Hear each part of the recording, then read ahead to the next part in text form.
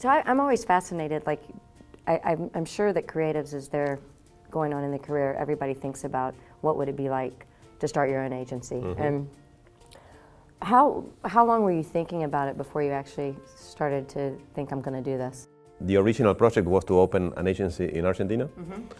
And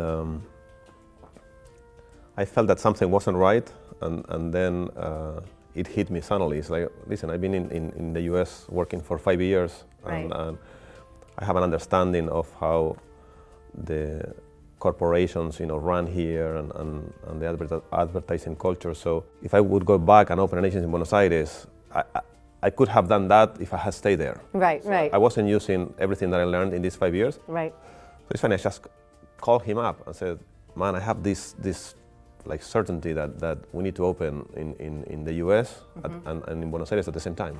And he's like, okay, great.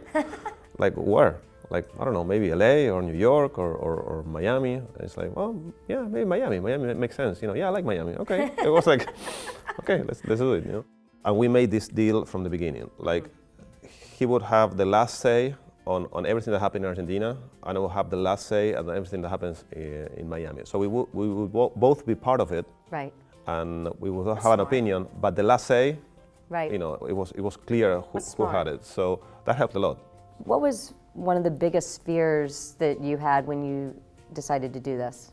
It's so much bigger than your professional life. It confronts you with all your demons, and as a person, you face all your limitations, right, in a lot of like areas that you have to improve. There's no choice. So what was one that you were like, I've got to change, or I've got to make it? For example, I built my career by being a doer.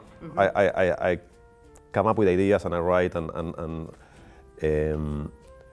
but I wasn't great at probably still aren't perfect, but at managing people. So I keep telling the teams, okay, my job now is to try to make your ideas better. Right.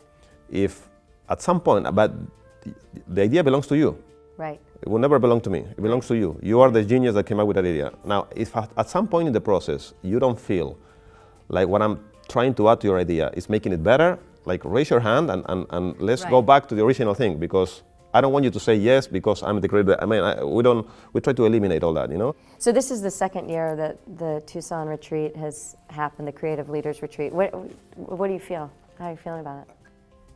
I love coming here because this is very unique.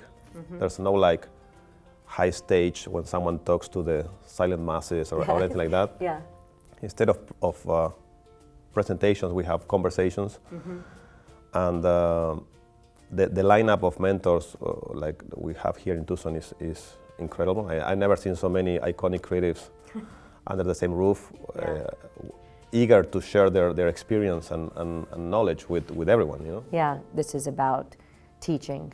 That it's a nonprofit. It's meant to continue to help this industry stay strong. And I do think that the generosity of all the people that are coming and giving their time, it's. But it's a great way to give back. Yeah. I mean, a lot of people gave you a lot of things in your career. Exactly. And I think that's at the core of the One Club's mission. Yeah. It's to the return on investment.